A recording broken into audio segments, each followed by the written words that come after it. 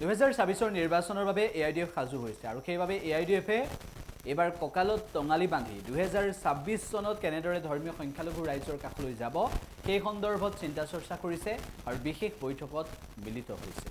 সব মূল কথাটো হৈছে যে আজি যি ৰাজনীতি চলি আছে তেখেতসকলৰ নেতাসকলৰ মাজত আমি শুনামতে মই যেহেতু সেই সময়ত প্ৰেজেণ্ট নাছিলোঁ, মই ইণ্ডিয়াতেই নাছিলোঁ, বাহিৰত আছিলোঁ, মই যিখিনি গম পালোঁ সিদিনাখন যিটো ঘটনা ঘটিছে তেখেতসকলৰ নেতাৰ মাজত উৰিয়াউৰি, তেখেতসকলৰ নেতাৰ মাজত পইচা লৈ ভাগাভাগি, এইবিলাকৰ মেটাৰত কংগ্ৰেছৰ মানুহ ক্ষুব্ধ হৈ তেখেতসকলে নিৰ্দলীয় প্ৰাৰ্থী UDFৰ লিড নিৰ্দলীয় প্ৰাৰ্থীক সকলোৱে সমৰ্থন কৰিছে।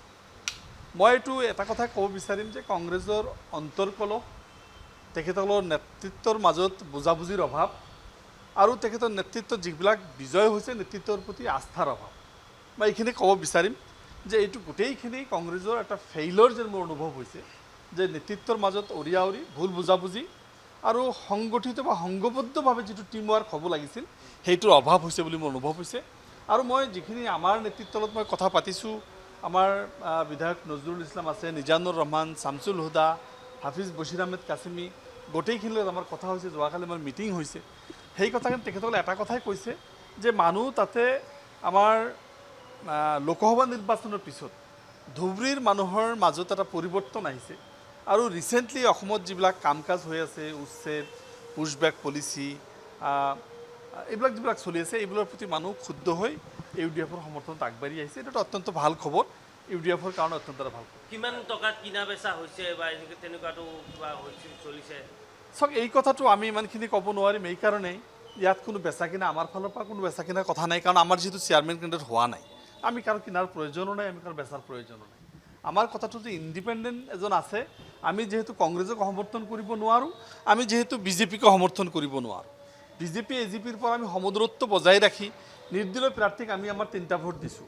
বাকী প্ৰাৰ্থীবিলাকেও এটা কথাই তেখেতসকলে লক্ষ্য কৰিছে যে এই মুহূৰ্তত কংগ্ৰেছৰ নেতাৰ মাজত যিটো উৰিয়াউৰি, সাংসদৰ বিধায়কসকলৰ মাজত যিটো ভুল বুজাবুজি, তেখেতসকলৰ মাজত যিটো পইচা লৈ যিটো টনা অজৰা, চেক দিয়া, কিবা দিয়া যিবিলাক শুনি আছোঁ, সেইবিলাকৰ মাজত ভুল বুজাবুজি হোৱাৰ বেনিফিটটো ইণ্ডিপেণ্ডেণ্ট বা UDFে পাইছে বুলি মই অনুভৱ কৰোঁ। প্ৰতিবাদ কৰি আছোঁ অন্যায়ভাৱে যি উচ্ছেদ কৰি আছে, এইবাৰ অসমৰ ৰাইজে তেওঁকে উচ্ছেদ কৰিব এইবাৰ মুখ্যমন্ত্ৰীৰ গাদীৰ পৰাই। চাই লওক, বেছি দিন নাই আৰু, আত্মা আছেতো, যি মৰ্জি কৰি লওক আৰু উপায়তো নাই। এতিয়া তেওঁক কোনে ৰখাব? তেওঁ মুখ্যমন্ত্ৰী, তেওঁ হোম মিনিষ্টাৰ, তেওঁ ৰাজা, তেওঁই আৰু মানে ডিক্টেটৰশ্বিপ চলাই আছে আৰু কি কৰিব? উপায়তো নাই। 7 মাহ পিছত অসমৰ ৰাইজে মুখ্যমন্ত্ৰীক ইয়াৰ পৰা, অসমৰ পৰা মুখ্যমন্ত্ৰীৰ গাদীৰ পৰা উচ্ছেদ কৰিব। কাক পাতিব মুখ্যমন্ত্ৰী তেতিয়াহ'লে? যাকে পাতক, বাট মুখ্যমন্ত্ৰী হিমন্ত বিশ্ব শৰ্মাক উচ্ছেদ কৰিব, সেইটোৱেই কথা। বহুতে কৈছে AIDF বৰ্তমান দুৰ্বল হৈ গৈছে। AIDF সদায় দুৰ্বল আছিল, আজিও দুৰ্বল আছে। 10টা, 15টা, 18টা পাইছে, 3টা MP পাইছে।